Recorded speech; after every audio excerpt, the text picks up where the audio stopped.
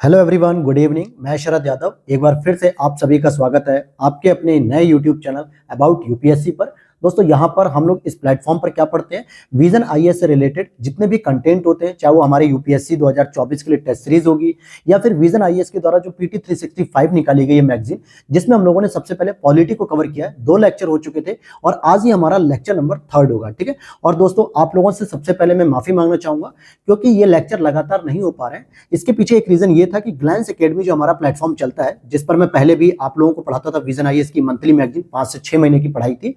उस पर जो है कि इस समय यूपीपीसीएस का एग्जाम है 17 मार्च को, जिसको लेकर बहुत सारा कंटेंट अभी पेंडिंग में है, बहुत सारी क्लासेस पेंडिंग में है। उस पर लगातार वर्क करने पे मेरे पास थोड़ा सा समय कम मिल पा रहा था, लेकिन अब जो है कि उन कामों से थोड़ा सा मैं फ्री हो पाया हूं, जिसकी वजह से अब इन पे रेगुलर आप लोगों को क्लास मिलेगी। मेरे लिए यूपीएससी और स्टेट पीसीएस दोनों के कैंडिडेट बराबर हैं, तो आप बिल्कुल ऐसा मत सोचिएगा। यूपीएससी के लिए मैंने बहुत सारे प्लान सोच रखे, बस 17 मार्च को बीतने के बाद हम इस पर टेस्ट सीरीज भी करेंगे, कुछ इंपॉर्टेंट फैक्ट को कवर करेंगे, कुछ इंपॉर्टेंट नोट्स भी पढ़ेंगे जो प्रीलिम्स में आपके लिए सबसे हेल्पफुल रहेगा। तो चलिए शुरू करते हैं आज की इस क्लास को। वीडियो अच्छी लगी तो लाइक कर देना और हमारे टेलीग्राम चैनल से जुड़ जाना, जो कि ग्लैंस एकेडमी के नाम से है। उसका लिंक मैंने डिस्क्रिप्शन बॉक्स में दे रखा है, जिसमें लगभग 5000 या 5500 से अधिक सब्सक्राइबर है। उसी प्लेटफॉर्म को आपको ज्वाइन करना है, कॉपी वाले पे नहीं। मतलब बहुत सारे फेक बना दिए गए हैं टेलीग्राम पर, लेकिन आपको बस यही ज्वाइन करना है। इसीलिए मैंने इसका लिंक भी लगा रखा है वीडियो के नीचे। और आप हमारे ग्लैंस एकेडमी यूट्यूब चैनल को भी फॉलो कर सकते हो, उसे भी मैंने लिंक लगा दिया नीचे। तो चलिए शुरू करते हैं आज के इस 3rd लेक्चर को। और इससे पहले के लेक्चर में हम लोगों ने फर्स्ट लेक्चर में पढ़ा था संविधान से संबंधित मुद्दे, और सेकंड लेक्चर में हम लोगों ने कंप्लीट किया था संसद और राज्य विधानमंडल के जो भी संसदीय और कानूनी प्रक्रियाएं हैं, अधिनियम वगैरह, ये सारी चीजें पढ़ी थी। आज हम लोग 2 टॉपिक कवर करेंगे, जिसमें हम लोग पढ़ेंगे सेंटर स्टेट रिलेशन और चौथा पढ़ेंगे जुडिशरी। ये दोनों ही टॉपिक हम लोग कवर करते ही केवल और केवल बस 20-25 पेज और बचेंगे, जो हम लोग अगली 2 क्लासेस में कवर कर लेंगे। फिर अगली पीटी 365 आने वाली है इकोनॉमिक्स की। तैयार रहना दोस्तों, बहुत अच्छे से कवर करा दूंगा मैं उसको। तो चलिए शुरू करते हैं आज के इस टॉपिक को। तो यहां पर आप देखोगे सेंटर स्टेट रिलेशन से संबंधित सबसे पहले हम देखेंगे राज्यपाल की भूमिका, रोल ऑफ गवर्नर। अक्सर ये होता है कि ये क्या करता है, केंद्र सरकार का एक एजेंट के रूप में होता है, और इसके द्वारा भी राज्यों और केंद्रों में एक समन्वय की स्थापना की जाती है, या फिर कहीं कहीं विवाद भी देखने को मिलता है। जैसे हाल ही में एक मुद्दा आया था कि केरल, तमिलनाडु और पंजाब ने लंबित विधेयकों को लेकर अपने अपने राज्यपालों के खिलाफ क्या किया, सुप्रीम कोर्ट में एक मोर्चा खोल दिया। यानी सुप्रीम कोर्ट में उनके खिलाफ जो है कि रुख कर लिया कि जो भी हमारे सरकार में जो राज्यपाल बैठे हुए हैं, केरल में, तमिलनाडु में, पंजाब में, ये लोग क्या करते हैं, जब इनको विधेयक दिया जाता है कानून बनाने के लिए, यानी उस पर अपनी मंजूरी देने के लिए, जबकि दोनों सदनों के द्वारा, चाहे वो राज्य विधानमंडल हो या फिर राज्य परिषद हो, अगर कहीं पे होती राज्य विधान परिषद, तो यहां से जब पूरी प्रक्रिया के द्वारा पारित करने के बाद जब राज्यपाल को दिया जाता है कि उस पर साइन करो और मंजूरी देकर कानून बनाया जाए, तो ये लोग क्या करते हैं, इन विधेयकों को अपने पास रख लेते हैं। इट मींस कि लंबित कर देते हैं। और ऐसा क्यों होता है, इसके पीछे देखो एक राजनीतिक कारण भी होता है, और दूसरा जो है कि इनका वैधानिक और संवैधानिक कारण भी होता है। सबसे इंपॉर्टेंट बात मैं आपको समझाना चाहूंगा कि देखो, जहां जहां भी हमने पढ़ा होगा, आपने पढ़ा होगा कि राज्यपाल क्या होता है, केंद्र सरकार का एजेंट होता है। इट मींस कि जिसने उसको अपॉइंट किया, राष्ट्रपति अपॉइंट करता है, तो कहीं ना कहीं वो उसके फेवर में ज्यादा सोच लेते हैं, बायसनेस दिख जाती है। और आप देखोगे केरल में, तमिलनाडु में, पंजाब में, तीनों ही जगह नो बीजेपी गवर्नमेंट, यानी कि यहां पर कोई बीजेपी गवर्नमेंट नहीं है, लेकिन तीनों ही जगह बीजेपी के प्रतिनिधि के रूप में राज्यपाल अपनी भूमिका में काम कर रहे हैं। और ऐसे में कभी कभी क्या होता है, वो लंबित विधेयक के रूप में रख लेते हैं। तो इन तीनों राज्य सरकारों को लगा कि कहीं ना कहीं जो राज्यपाल है वो केंद्र सरकार के कहने पे ऐसा कर रहे हैं, इसलिए उन्होंने अपने इस बचाव के लिए सुप्रीम कोर्ट का रुख किया। अब आते हैं, बात करेंगे कि राज्यपाल के लिए संवैधानिक प्रावधान क्या क्या है, किन आधारों पे वो कर सकते हैं, लंबित कर सकते हैं, ये सारी चीज जो आपके यूपीएससी प्रीलिम्स में बेसिक प्रश्न पूछा जाता है हमेशा करंट से रिलेटेड। तो पहले बात करेंगे राज्यपाल के पास क्या क्या विकल्प है, लेकिन उससे पहले भी हम आर्टिकल 200 को पढ़ेंगे। ध्यान देना कि 111 की अगर मैं बात करूं, आर्टिकल नंबर 111, जिसमें मैं कहता हूं कि वीटो पावर दी गई है। क्या दी गई है? Veto power. राष्ट्रपति जो है कि केंद्र स्तर पर संसद के किसी विधेयक पर या तो मंजूरी दे सकता है, या फिर उसे नामंजूर कर सकता है, अस्वीकृत, या उसे पुनर्विचार के लिए भेज सकता है, या उसे लंबित रख सकता है अपने पास। उसी तरीके से राज्यपाल को भी आर्टिकल नंबर 200 के अंतर्गत वीटो पावर दी गई है, अर्थात विधेयक पे जो है कि स्वीकृति दो या अस्वीकृति दो, या पुनर्विचार करो, या लंबित करो, या राष्ट्रपति के लिए सुरक्षित कर सकते हो। ये 5 ऑप्शन दिए गए हैं राज्यपाल को। तो इन्हीं में हम बात करेंगे कि विधेयक के या तो स्वीकृति दे सकते हैं, 5-6 ऑप्शन होते हैं। अगर वो विधेयक पर सहमति देते हैं तो कहीं ना कहीं वो क्या होगा, कानून बन जाएगा। क्या बन जाएगा दोस्तों? कानून बन जाएगा। और अगर मान लेते हैं अगर मान लेते हैं कि अगर वो विधेयक पर सहमति रोक लेते हैं तो सिंपल सी बात, वो कानून नहीं बन पाता। ये 2 पॉइंट तो क्लियर होता है कि भाई या तो सहमति दे दो या सहमति रोक लो या अस्वीकृत कर लो। तीसरा एक ऑप्शन आता है कि जितनी जल्दी हो सके विधेयक को पुनर्विचार हेतु विधायिका को लौटा देना। अगर राज्यपाल को लगता है कि इस विधेयक में कुछ गड़बड़ी की गई है या इस विधेयक पे प्रॉपर तरीके से संवाद नहीं किया गया, चर्चा नहीं की गई, विचार विमर्श नहीं किया गया, तो एक बार राज्य विधानमंडल पुनः इस पे विचार कर ले। और अगर ऐसी स्थिति में विधानमंडल के द्वारा दोबारा जो है कि विचार कर लिया जाता है या संशोधन कर लिया जाता है या उसे बिना कोई फेरबदल किए जो फिर से पारित करके जब राज्यपाल के लिए प्रस्तुत किया जाता है तो वहां पर राज्यपाल को अनुमति देना बाध्य हो जाता है। सेम यही कंडीशन आपको केंद्र में राष्ट्रपति के सामने भी मिलती है। जब संसद के दोनों सदनों द्वारा दोबारा जो है कि पारित करके भेज दिया जाता है पुनर्विचार के पश्चात, तो राष्ट्रपति को भी बाध्यकारी हो जाता है। वो बार बार पुनर्विचार के लिए नहीं भेज सकता, केवल एक बार वो पुनर्विचार के लिए भेज सकते हैं। राज्यपाल भी ऐसी भेज लेता है। वहीं एक प्रॉब्लम आती है, यहाँ पे प्रॉब्लम क्या आती है दोस्तों कि कोई भी समय सीमा निर्धारित नहीं की गई है कि पुनर्विचार करने के बाद संविधान में ऐसी कोई समय सीमा नहीं है कि राज्यपाल इतने दिनों के अंदर या इतने महीनों के अंदर या इतने साल के अंदर उस पर सहमति देगा। ऐसी कोई समय सीमा नहीं है। पुनर्विचार करके आया, राज्यपाल को जरूरी है कि वो उस पर सहमति देगा, लेकिन डिपेंड करेगा, हो सकता है वो 2 साल रोक ले, 1 साल रोक ले, 6 महीने पेंडिंग कर ले, लंबित कर दे। और इन्हीं सब समस्याओं से निपटने के लिए ये राज्य सरकारें सुप्रीम कोर्ट गई। हालांकि राज्यपाल को विधेयक को पुनर्विचार के लिए वापस करना होता है और इसमें जो वर्ड लिखा होता है वो लिखा होता है जितनी जल्दी हो सके उतनी जल्दी आप पुनर्विचार के लिए वापस करो। और जब पुनर्विचार से वापस आता है तो आपको बाध्यकारी हो जाता है। एक चौथी कंडीशन मिलती है कि वो चाहे तो राष्ट्रपति के विचार हेतु भी आरक्षित रख लेता है। अगर उसे लगता है कोई ऐसा विधेयक है जिसके माध्यम से अगर कानून बन गया, अगर मैंने सहमति दे दी, तो कहीं ना कहीं हाईकोर्ट की शक्तियों को कमी करेगा, हाईकोर्ट की शक्तियों में जो है कि प्रावधान करेगा, तो इस वजह से संघ का ढांचा बिगड़ेगा और एकीकृत न्यायपालिका में जो है कि क्या होगा, एक तरीके से विच्छेद होगा। तो इस वजह से ऐसे मामलों को राष्ट्रपति की विचार के लिए सुरक्षित रख लेता है। तो ये 4 ऑप्शन होते हैं उसके पास कि वो क्या कर सकता है और ये चारों ही ऑप्शन आर्टिकल 200 के अंतर्गत आते हैं। अब जरा बात करेंगे राज्यपाल से संबंधित कुछ संवैधानिक प्रावधान और उनसे संबंधित कुछ न्यायिक निर्णयों की बात करें। जैसे यहाँ पे आप देखो कुछ संवैधानिक प्रावधान है और यहाँ पे कुछ न्यायिक निर्णय, यानी न्यायपालिका ने जो निर्णय दिए हैं उसमें क्या क्या कहा गया और क्या रूल्स होने चाहिए और जो आपके संविधान में प्रावधान है उसके बारे में। तो जरा हम इसे जूम कर लेते हैं क्योंकि काफी छोटा लिखा हुआ है, तो जूम करके हम एक एक प्रावधान पढ़ेंगे।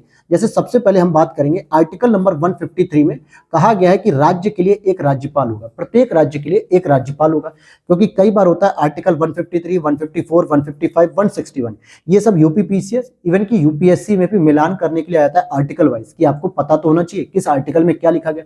तो 153 में कहा गया प्रत्येक राज्य के लिए एक राज्यपाल होगा। 154 में कहा गया कि कार्यपालिका शक्ति जो है कि राज्यपाल में ही निहित होगी, राज्य की कार्यपालिका शक्ति। वहीं अगर मैं बात करूं तो 155 में क्या कहा गया कि राज्यपाल की नियुक्ति राष्ट्रपति के द्वारा की जाती है। तो 3 आर्टिकल याद रखो, 153 में राज्यपाल होगा, 154 में कार्यपालिका शक्ति होगी उसमें, 155 में उसकी नियुक्ति राष्ट्रपति करेगा। फिर आर्टिकल नंबर 161 में हम देखेंगे कि दंड को क्षमा करने, परिहार या लघुकरण की शक्ति भी राज्यपाल के ही पास होगी। अब यहां पर जरा एक आप ऑप्शन बताना कि प्रेसिडेंट के पास क्षमा करने की शक्ति किस आर्टिकल में कही गई है, आर्टिकल नंबर 61 या फिर आर्टिकल नंबर 72, क्योंकि इन दोनों में मैक्सिमम स्टूडेंट कंफ्यूज होते हैं। इसी तरीके से 163 आर्टिकल में कहा गया कि राज्यपाल को अपने कार्य का निष्पादन करने के लिए सहायता सलाह के लिए एक मुख्यमंत्री के नेतृत्व में एक मंत्री परिषद होगी, ये 163 में कहा गया है। या फिर वो अपने विवेकानुसार भी कार्य कर सकता है, लेकिन इतना बड़ा राज्य चलाने के लिए उसके विवेक के अनुसार तो हम काम नहीं कर सकते। और इसीलिए 164 में कहा गया कि मुख्यमंत्री और अन्य मंत्रियों की नियुक्ति राज्यपाल करता है। कौन करता है उनकी नियुक्ति? राज्यपाल करता है। मुख्यमंत्री की भी कौन करता है? राज्यपाल ही करता है। फिर आगे बात करेंगे कि आर्टिकल नंबर 213 में कहा गया कि कुछ परिस्थितियों में ये अध्यादेश भी जारी कर सकते हैं। अब परिस्थिति क्या होती है कि जब उसे लगता है कि राज्य विधानमंडल का कोई भी एक सत्र नहीं चल रहा है और ऐसे समय में एक कानून बनाना बहुत अति आवश्यक है, तो राज्यपाल अध्यादेश की जारी कर सकते हैं। जैसे आर्टिकल 123 में कौन करता है? राष्ट्रपति करता है। वैसे 213 में कौन करता है? राज्यपाल करता है। और वहीं आर्टिकल नंबर 217 कहता है कि हाईकोर्ट के न्यायाधीशों की नियुक्ति के मामले में राज्यपाल से परामर्श किया जाता है। जब राष्ट्रपति हाईकोर्ट के न्यायाधीशों की जब नियुक्ति करता है तो उसमें सीजीआई से भी परामर्श होता है, वरिष्ठ न्यायाधीशों से भी परामर्श होता है और उसके साथ उस राज्य के राज्यपाल से भी परामर्श किया जाता है जिस राज्य में हाईकोर्ट में जो है कि न्यायाधीशों की नियुक्ति की जाती है, तो वहां के राज्यपाल से भी परामर्श किया जाता है। तो ये तो होगा कुछ संवैधानिक प्रावधान। अब जरा निर्णयों की बात करेंगे कि सुप्रीम कोर्ट ने क्या क्या निर्णय दिया है। जैसे शमशेर सिंह बाद में 1974 में उसने कहा कि राज्यपाल जो है कि विधानमंडल को, जैसे यहाँ पे लिखा है कि किसी विधेयक पर सहमति रोकने या उसे राज्य विधानमंडल को लौटाते समय विवेकाधीन शक्तियों का प्रयोग नहीं करता है तो उसे मंत्रिपरिषद की सलाह के अनुसार कार्य करना जरूरी हो जाता है। दूसरा, उसने नबाम रेबियावाद 2016 में कहा कि राज्यपाल अपने क्षेत्राधिकार की शक्ति से परे अपने विवेक का प्रयोग करता है, उसकी न्यायिक समीक्षा की जाएगी। इसमें सीधे सीधे बात रखी गई नवाब रेबिया में कि सुप्रीम कोर्ट कहता है कि अगर राज्यपाल अपने क्षेत्राधिकार के अंतर्गत रह के विवेकाधिकार या विवेकाधीन शक्तियों का प्रयोग करता है तो कोई दिक्कत नहीं, जितना कि उसे संविधान से मिली हुई है। लेकिन अगर वो अपने क्षेत्राधिकार से बाहर जाके कुछ ऐसे काम करता है विवेक के अनुसार कह के कि भाई मैंने इस निर्णय को अपने विवेक के अनुसार लिया, तो उसके उस निर्णय की या उसके उस कार्य की न्यायिक समीक्षा भी की जाएगी। वहीं अभी जो लेटेस्ट केस आया है जिसकी वजह से ये मामला आया, तो पहला तमिलनाडु, केरल और पंजाब। तो पंजाब राज्य का जो विवाद था उसमें कहते हैं कि राज्यपाल किसी विधेयक पर सहमति रोकने का निर्णय लेता है तो राज्यपाल को उस विधेयक को पुनर्विचार के लिए विधायिका को वापस भेजना पड़ेगा। और इसमें यह भी कहा गया कि राज्यपाल के पास अनिश्चित काल तक नहीं रखा जा सकता। पंजाब क्यों गया, जो है कि पंजाब सरकार जो है इस समय अरविंद केजरीवाल के नेतृत्व में आम आदमी पार्टी की सरकार है वहां पे, ठीक है, भगवंत मान वहां के सीएम है। तो वहां के जो राज्यपाल थे वो जो है कि किसी भी विधेयक को क्या कर रहे थे, अपने पास रख ले रहे थे। तो सुप्रीम कोर्ट ने कहा कि अगर आपको लगता है कि पुनर्विचार के लिए जरूरी है तो आप विधेयिका के पास वापस भेजो, इसे अपने पास मत रखो। और अपने पास आप अनिश्चित काल तक भी नहीं रख सकते, या तो सहमति दो या तो असहमति कर दो उस पर, या फिर उसे पुनर्विचार के लिए भेजो। ये आपका तरीका नहीं है कि आप एजेंट के रूप में काम कर रहे हो और काम को होल्ड कर रहे हो। इससे क्या हो रहा है, जनता का नुकसान हो रहा है। जो विधेयक बनाया जा रहा है वो जनता के लिए तो बनाया जा रहा है, सरकार के लिए तो है नहीं, तो जनता का नुकसान हो रहा है। तो ये सुप्रीम कोर्ट ने प्राइमरी बात रखी। दूसरा मामला आता है जो उपकुलपतिवाद का, जिसमें कहा गया कि सुप्रीम कोर्ट के निर्णय में कहा गया कि राज्यपाल विश्वविद्यालय के कुलपति के रूप में अपनी सांविधिक क्षमता के रूप में कार्य करते समय मंत्री परिषद की सलाह मानने के लिए बाध्य नहीं है। कोई जरूरी नहीं है कि आप मंत्री परिषद की सलाह मानोगे, उपकुलपति के रूप में वो काम कर सकता है।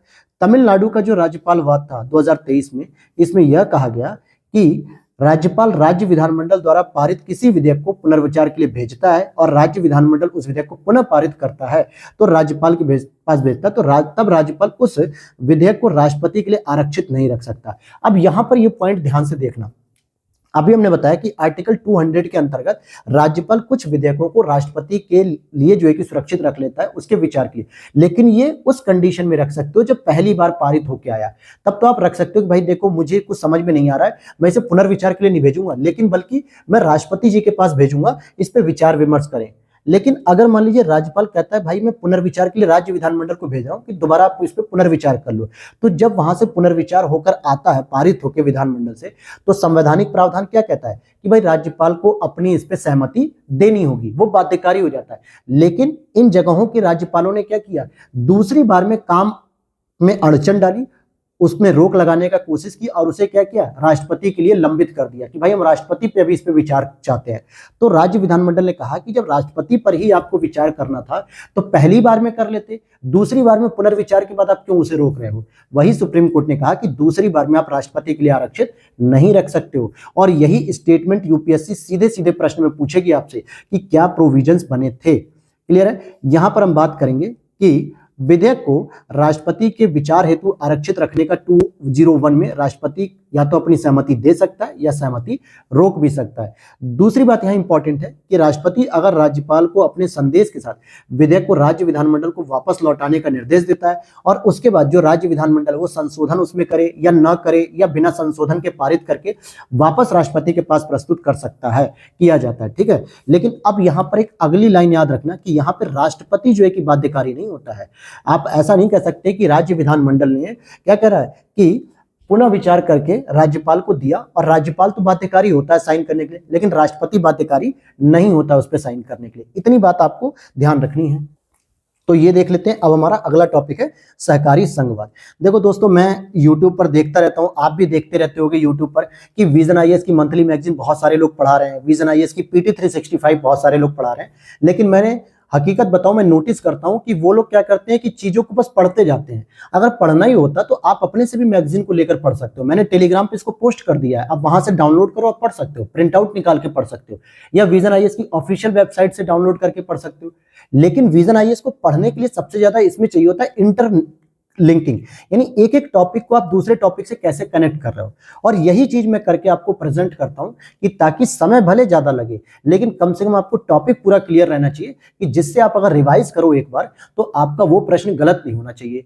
पता चले कि वो आपने पढ़ तो लिया, अगले आदमी ने पढ़ा भी दिया, रीडिंग लाइन टू लाइन पढ़ दिया और आपने भी लाइन टू लाइन सुन लिया, लेकिन ना उसका अर्थ पता चला, ना उसकी कनेक्टिविटी पता चली, ना उस टॉपिक को चर्चा में क्यों था इसकी प्रासंगिकता भी नहीं पता चली।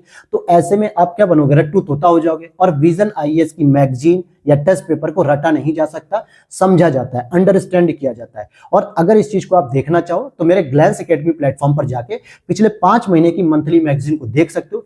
कितना स्टैंडर्ड तरीके से मैंने आपको कवर किया है। बहुत सारे लोगों की पॉजिटिव कमेंट्स भी मिली कि ताकि मुझे एक मोटिवेशन मिला कि क्यों ना मैं एक सिविल सर्विसेज के लिए, यूपीएससी के लिए एक अलग से चैनल तैयार करूं, जिसका नाम मैंने रखा अबाउट यूपीएससी, जिस पर आप प्लेटफॉर्म पर देख रहे हो। और अधिक अपडेट के लिए आप हमारे टेलीग्राम को जरूर ज्वाइन कर लो, वहां पे सारी मैं बातें करता हूं, वहां पे सारी चीजें आपसे शेयर करता हूं। अब यहां पर अगर हम बात करें, नेक्स्ट टॉपिक है कि कोऑपरेटिव फेडरलिज्म। अब देखो सहकारी संघवाद चर्चा में क्यों है, तो हम इस पे पहले बात करेंगे कि सहकारी जो संघवाद होता है वो सामान्यतः कोऑपरेटिव सोसाइटी पर होता है, यानी कि कोऑपरेटिव पॉइंट पर होता है, सहयोग करने। और किसके बीच सहयोग होता है, केंद्र और राज्य सरकारों के बीच में जब सहयोग करके किसी भी नीति का पालन किया जाता है, किसी उद्देश्यों को पूरा किया जाता है, तो इसी को हम सहकारी संघवाद कहते हैं। फॉर एग्जांपल, किसी भी सरकार का एक देश में सरकार चलाने का सबसे प्रमुख लक्ष्य क्या होता है, उस देश के निवासियों और उस देश के नागरिकों का सर्वोत्तम कल्याण करना। अब सर्वोत्तम कल्याण करने के लिए केवल केंद्र सरकार जिम्मेदार नहीं होती, नहीं केवल राज्य सरकार जिम्मेदार होती है, बल्कि केंद्र सरकार और राज्य सरकार जब दोनों मिलकर सहयोग करेंगे आपस में, तब उसमें मानव का कल्याण सर्वोत्तम होगा। और जब आपस में सहयोग करते हैं तो वहीं से एक पॉइंट निकलता है कि सहकारी संघवाद का विचार आता है। अभी हाल ही में प्रधानमंत्री महोदय ने सहकारी संघवाद के महत्व को रेखांकित किया, और ये संघ और राज्यों के बीच एक क्षैतिज संबंधों को प्रकट करता है। मतलब दोनों में से कोई भी एक दूसरे के ऊपर नहीं है, बल्कि दोनों क्या करेंगे, राष्ट्रीय और राज्य एजेंसियां सरकारी कार्यों को संयुक्त रूप से पूर्ण करेंगी, न कि अलग अलग। अलग अलग करोगे तो फिर संघवाद नहीं रह जाएगा, सहकारी संघवाद नहीं होगा, उसमें विवाद पैदा होगा, उसमें कॉन्ट्राडिक्शन पैदा होगा। लेकिन जब हम एक साथ काम कर रहे होते हैं संघ और राज्य के स्तर पे, तो कॉन्ट्राडिक्शन और विवाद की संभावना बहुत ही न्यूनतम हो जाती है और मानव का कल्याण सर्वोत्तम होता है। अब बात करेंगे यहाँ पे कि कौन कौन से ऐसे संवैधानिक प्रावधान हैं जहां पर केंद्र और राज्य सरकारें एक साथ काम करती हैं। कौन कौन से ऐसे प्रावधान है, तो सबसे पहले 7वीं अनुसूची में दिए गए जो विषय, संघ विषय, राज्य विषय और समवर्ती सूचियों का निर्धारण किया गया। अब देखो, संघ में भी जो है कि किसी विषय पे कानून बनाने की शक्ति है संघ को, राज्य पे राज्य को है, समवर्ती में संघ और राज्य दोनों ही कानून बनाते हैं। तो यह भी एक संघवाद का उदाहरण हो गया कि एक ही विषय पे दोनों कानून बना सकते हैं, जिसको हम लोग कहते हैं प्रिंसिपल ऑफ सब्सिडियरिटी, यानी समनुसंगिकता का सिद्धांत। वहीं अनुच्छेद 312 के तहत अखिल भारतीय सेवाएं। अब आप लोग सेलेक्ट हो जाओगे आईएएस में या फिर आईपीएस में या फिर आईएफएस में। अब ये बताओ, इसका पेपर तो यूपीएससी ले रही है केंद्र के स्तर पे, पूरे भारत में ले रही है, केंद्र सरकार इसको गवर्नमेंट ऑपरेट कर रही है, संवैधानिक निकाय को। लेकिन इसमें जो सेलेक्ट होते हैं वो किसी न किसी जिले के मालिक बनते हैं, यानी जिले का डीएम बनता है, किसी क्षेत्र का आईपीएस ऑफिसर बनता है। तो कहीं ना कहीं काम तो आप राज्य सरकार के अंतर्गत कर रहे हो ना। तो केंद्र सरकार कहती है कि हम आपको बहुत चुनिंदा, बहुत अच्छे कैंडिडेट, डिजर्विंग कैंडिडेट आपको सेलेक्ट करके दे रहे हैं, आप उनसे राज्य में सेवा करा सकते हैं अपनी। तो केंद्र और राज्य सरकारों के भी सहयोग हुआ। वहीं एकीकृत न्यायपालिका, हमारे यहाँ सुप्रीम कोर्ट, हाई कोर्ट और डिस्ट्रिक्ट कोर्ट जो होती है वो सारी की सारी एकीकृत होती हैं, जो केंद्र और राज्यों के मामलों को देखती हैं।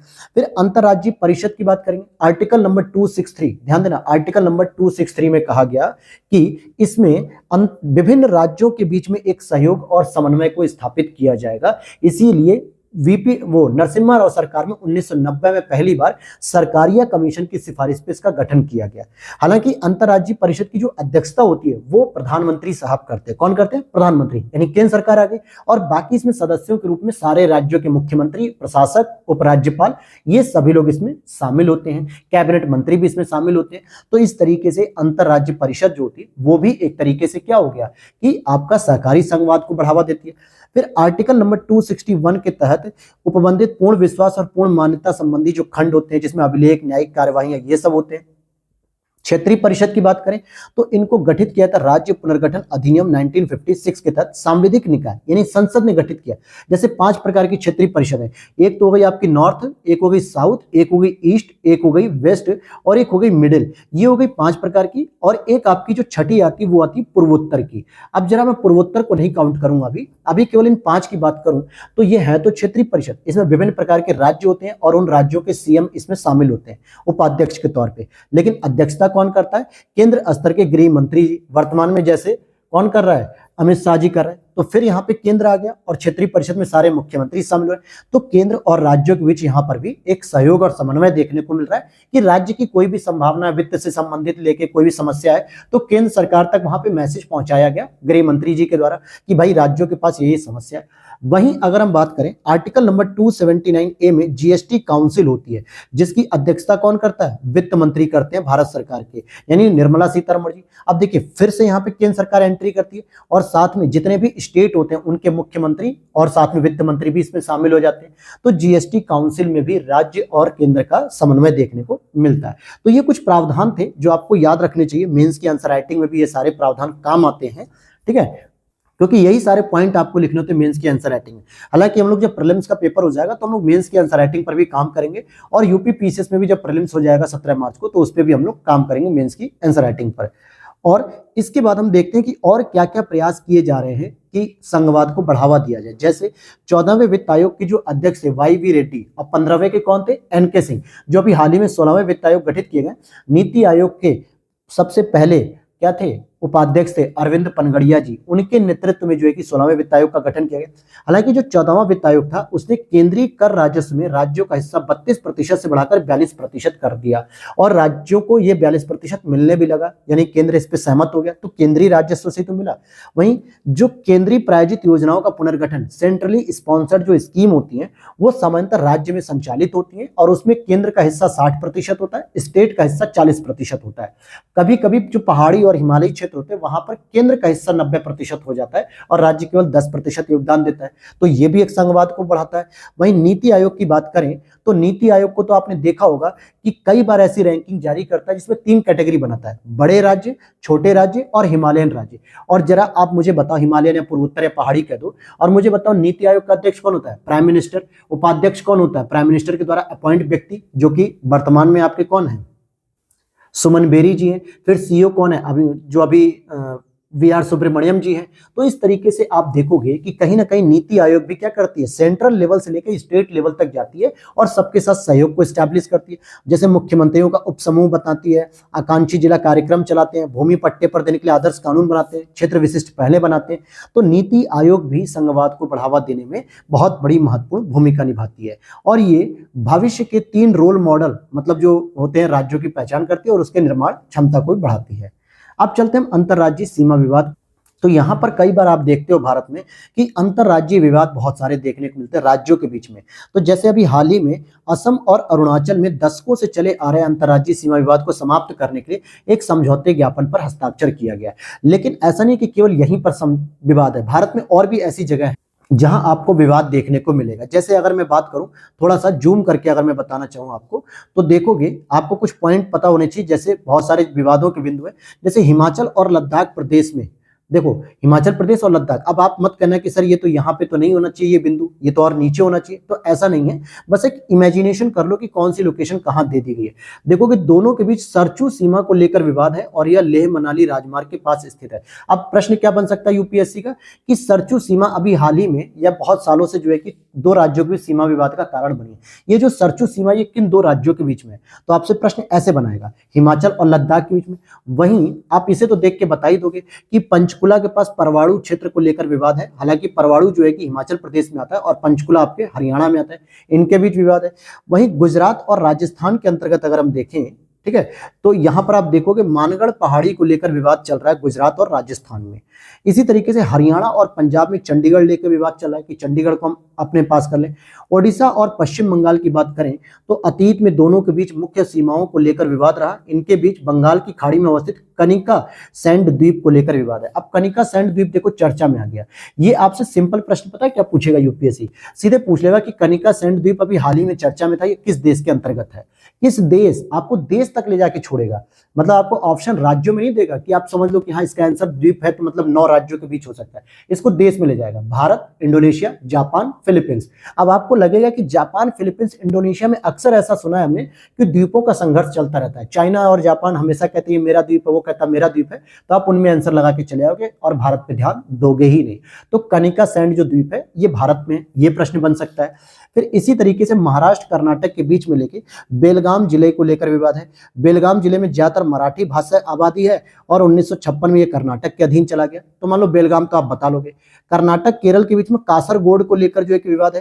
हालांकि यह नगर वर्तमान में केरल का हिस्सा है जहां कई कन्नड़ भाषी लोग निवास करते हैं, लेकिन कासरगोड किस में आता है? ये केरल में आता है। तो ऐसे ऐसे प्रश्न आपको यूपीएससी बना के देगा तो आपकी बुद्धि क्या होगी? खुलेगी कि अरे ये तो ऐसा प्रश्न था और हमने पढ़ा ही नहीं। तो बहुत सारे लोग जो केवल रीडिंग कर रहे हैं ना यूट्यूब पर जो है कि विजन की मैगजीन को, कि बस रीडिंग कर लिया और आपने सुन लिया, तो ऐसे नहीं प्रश्न सॉल्व होगा। उस प्रश्न का नेचर बताना पड़ेगा, प्रीवियस ईयर में कैसे पूछे जाते हैं प्रश्न, उस तरीके से आपको तैयार कराया जाएगा, तब आपका तैयार होगा। और उसी चीज को मैं पूरी शिद्दत से तैयारी करता हूं।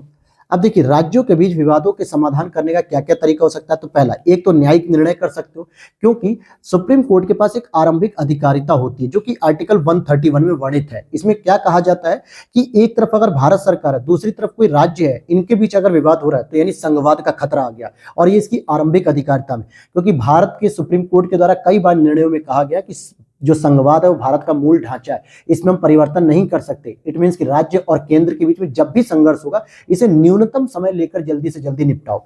और एक और अगर भारत सरकार है और किसी राज्य तथा दूसरी ओर एक या एक अधिक से राज्यों के बीच में तब भी विवाद है तो भी प्रारंभिक में, या दो से अधिक राज्यों के बीच में भी केवल अगर विवाद है, उसमें भारत सरकार इंक्लूड नहीं है, केवल राज्यों के बीच विवाद है, फिर भी ये आरंभिक अधिकारिता के अंतर्गत आता है। तो एक तो आप न्यायिक तरीके से उसका निवारण कर सकते हो, समाधान का। दूसरा, अंतर्राज्यीय परिषद का प्रयोग कर सकते हो आर्टिकल 263 के तहत, कि अंतर्राज्यीय परिषद गठित करो और राज्यों और केंद्रों के बीच जो चर्चा के लिए एक मंच प्रदान करता है, जिसमें अध्यक्षता प्राइम मिनिस्टर जी करते हैं। तो ध्यान देना कि राज्यों के बीच जो विवाद उत्पन्न होते हैं उनकी जांच करेगा, उन पर सलाह देगा, और जो राज्यों की जो साझा हित होते हैं इनसे संबंधित विषयों की जांच करेगा, और साथ में ऐसी किसी भी विषय पर सिफारिश करना जो कि उस विषय से संबंधित नीति और कार्रवाई को बेहतर समन्वय दे सकता है। तो अंतर्राज्यीय परिषद हो गया। इसी में जोनल काउंसिल की बात करें, क्षेत्रीय परिषद, जो कि अभी मैंने ऊपर बताया राज्य पुनर्गठन अधिनियम 1956 के तहत ये एक वैधानिक निकाय, वैधानिक कह सकते हो, सांविधिक कह सकते हो, क्योंकि संसद जब किसी अधिनियम के द्वारा किसी संस्था की स्थापना करती है तो उसे हम सांविधिक निकाय कहते हैं, स्टैट्यूटरी बॉडी कहते हैं। लेकिन जब हम किसी संविधान के अनुच्छेद के तहत किसी संस्था का स्थापना करते हैं, चाहे वो ओबीसी कमीशन हो, एससी कमीशन हो, अंतर्राज्यीय परिषद हो, इलेक्शन कमीशन हो, यूपीएससी कमीशन हो, ये सभी संवैधानिक होती, कॉन्स्टिट्यूशनल बॉडीज। लेकिन जब कार्यपालिका या सरकार एक रेजोल्यूशन या प्रस्ताव के माध्यम से किसी संस्था की स्थापना करती है तो उसको हम संविधानेतर बोलते हैं, यानी कि संविधान के बाद उसकी स्थापना हुई है, उसका जिक्र न तो संविधान में है न संसद के अधिनियम में। फॉर एग्जाम्पल योजना आयोग थी, बाद में उसे नीति आयोग के रूप में तब्दील कर दिया गया। ये केंद्र सरकार ने तो 1 जनवरी 2015 को स्टैब्लिश किया नीति आयोग को। इसमें कोई संवैधानिक संशोधन नहीं हुआ, न कोई संविधान में आर्टिकल है, न ही तो कोई संसद का अधिनियम है, ये सरकार के द्वारा स्टैब्लिश किया गया। इसमें क्षेत्रीय परिषद की बात कर रहे थे हम लोग, तो यहाँ पे अध्यक्ष होते हैं केंद्रीय गृह मंत्री और 5 क्षेत्रीय परिषद होती है। उत्तरी क्षेत्रीय परिषद में कौन कौन से राज्य आते हैं? हिमाचल प्रदेश, जम्मू कश्मीर, पंजाब, राजस्थान। राष्ट्रीय राजधानी क्षेत्र को याद रख लेना, क्योंकि यूपीएससी दिल्ली में होती है तो पूछ लेगा कि जहां हम बैठे हुए हैं दिल्ली, या जहां पे आप इंटरव्यू देने जाओगे वो किस क्षेत्रीय परिषद में आता है, और केंद्र शासित प्रदेश चंडीगढ़। मध्य में देखोगे तो छत्तीसगढ़, उत्तराखंड, उत्तर प्रदेश, एमपी। और अगर आप यूपी पीसीएस दे रहे हो तो आपको यूपी पता होना चाहिए, एमपी पता होना चाहिए कि ये किस क्षेत्रीय परिषद में। और अगर आप बिहार दे रहे हो बीपीएससी, जो कि 30 सितंबर को होने वाला है, तो यहाँ पे बिहार, ओडिशा, पश्चिम बंगाल और सिक्किम। तो यहाँ पर बिहार पूर्वी क्षेत्रीय परिषद में आती है। फिर पश्चिमी क्षेत्रीय परिषद में गोवा, गुजरात, महाराष्ट्र, केंद्र शासित प्रदेश दमन दीव दादर नगर, और दक्षिणी में आंध्र प्रदेश, कर्नाटक, केरल, तमिलनाडु, केंद्र शासित प्रदेश पुदुचेरी। अब यहाँ पर मैं आपको एक प्रश्न बता सकता हूँ कि जो प्रश्न आपसे बन सकता है किसी भी राज्य के स्टेट पीसीएस में या फिर यूपीएससी में। अभी मैंने आपको बताया कि 5 के बाद एक अलग होती है पूर्वोत्तर क्षेत्रीय परिषद, और इसमें कितने राज्य आते हैं? इसमें टोटल 7 सिस्टर्स आती हैं, क्योंकि 7 सिस्टर्स में सामान्यतः सिक्किम को नहीं शामिल किया जाता है। और इसमें जब सिक्किम शामिल नहीं है तो सिक्किम किस में आएगा? सिक्किम इसमें आएगा, जो कि पूर्वी क्षेत्रीय परिषद में आती है, पूर्वोत्तर में नहीं आती है। तो ये वो छोटे छोटे पॉइंट हैं जो आपको कनेक्ट करने होते हैं जहां से प्रश्न डिस्प्यूट करता है और आप गलत करते हो। अगला पॉइंट है हमारा अंतरराज्यीय जल विवाद। देखो इंटर स्टेट वाटर डिस्प्यूट की बात करें, जिसको हम ISWD कहते हैं, क्योंकि जितने भी यहाँ पे टॉपिक हम पढ़ रहे हैं, ये हम लोग पढ़ रहे हैं केंद्र और राज्यों के बीच संघवाद को बढ़ावा देने के लिए। तो इसलिए सारे के सारे वही टॉपिक हम लोग रिवाइज कर रहे हैं। अब इसमें यहाँ पे देखोगे कि केंद्रीय मंत्रिमंडल ने अभी हाल ही में अंतर्राज्यीय नदी जल विवाद यानी कि inter state river water dispute अधिनियम 1956 के तहत कृष्णा जल विवाद अधिकरण सेकंड KWDT यानी कि Krishna water dispute tribunal second के विचार के कई विषयों को मंजूरी दी है। क्योंकि कृष्णा जल विवाद जो अधिकरण था इसको सामान्यतः एस्टैब्लिश किया गया था 2004 में, ठीक है। और ये वाटर डिस्प्यूट को लेकर जो कि एस्टैब्लिश किया गया, जिसमें बताया जा रहा था कि जो कृष्णा नदी का जो वाटर है जो 3 राज्यों में बटेगा, आंध्र प्रदेश, महाराष्ट्र, कर्नाटक, या फिर 4 राज्यों में बटेगा जिसमें तेलंगाना भी इंक्लूड होगा। तो इस पॉइंट को लेकर जो है कि कुछ समीक्षा की गई और जब रिपोर्ट प्रस्तुत की गई तो अभी हाल ही में केंद्रीय मंत्रिमंडल क्या कर रहा है, उसके कुछ पॉइंट को, कुछ सिफारिशों को मंजूरी दे रहा है। वहीं सुप्रीम कोर्ट ने भी लताड़ लगाई या आलोचना की पंजाब सरकार की कि सतलज यमुना लिंक नहर के निर्माण में जो धीमी प्रगति है इस पर भी पंजाब सरकार की आलोचना की है। अब बात करते हैं अंतर्राज्यीय जल विवाद से निपटने के लिए संवैधानिक प्रावधान क्या हो सकते हैं। तो देखो, राज्य सूची के प्रविष्टि 17 के अनुसार राज्य जल अर्थात जल आपूर्ति, सिंचाई, नहरें, जल निकासी, तटबंध, जल भंडारण, जल शक्ति विषयों पर कानून बना सकते हैं, अर्थात ये राज्य के अंतर्गत आता है। हालांकि ये सभी विषय संघ सूची की प्रविष्टि 56 के प्रावधानों के ही अधीन होती है, मतलब इस पर जरूरत पड़ने पर केंद्र भी नियम बना सकता है। दूसरा, वहीं फिर से हम बात करेंगे आर्टिकल 262 की। देखो, 263 जो होता है ये यूपी पीसीएस मिलान करने के लिए देता है स्टेट में। इसमें होता है इंटर स्टेट डिस्प्यूट यानी कि अंतर्राज्यीय परिषद, इंटर स्टेट काउंसिल। लेकिन 262 में होता है अंतर्राज्यीय नदी जल विवाद या नदी विवाद। तो संसद कानून द्वारा किसी अंतर्राज्यीय नदी या नदी घाटी के जल उपयोग के वितरण, नियंत्रण और इस संबंध में किसी विवाद या शिकायत के न्याय निर्णय के लिए प्रावधान कर सकती है। तो कौन कर सकता है? संसद कर सकती है। और इस मामले में संसद ने 2 कानून ऑलरेडी बना रखे हैं। जैसे एक कानून बनाया है कि अंतर्राज्यीय जल विवाद यानी ISWD 1956 का, और दूसरा इसने जो कानून बनाया है वो बना है नदी बोर्ड अधिनियम 1956। तो आपको ये याद रखना होगा कि आर्टिकल नंबर 262 का प्रयोग करके संसद ने 2 कानून बनाए, अंतर्राज्यीय जल विवाद का और नदी बोर्ड अधिनियम। यानी एक तो हो गया अंतर्राज्यीय जल और एक हो गया नदी बोर्ड, दोनों ही 1956 में आए हैं। अगर हम बात करें कि अंतर्राज्यीय नदियों और नदी घाटियों के विनियमन विकास के लिए केंद्र सरकार द्वारा नदी बोर्ड का गठन किया गया है। फिर यहाँ पे आर्टिकल 262 की बात करें तो 262 क्या करता है? यह भी कहता है कि सुप्रीम कोर्ट को अंतर्राज्यीय नदी जल विवादों पर निर्णय देने से रोकता है। मतलब कि इस मामले में जिसपे संसद की अधिकारिता है कानून बनाने की, उसमें सुप्रीम कोर्ट किसी भी प्रकार के न तो मामले की सुनवाई कर सकता है और न ही जो है कि कोई निर्णय दे सकता है। लेकिन एक कंडीशन और लगाई गई है आर्टिकल 136 में।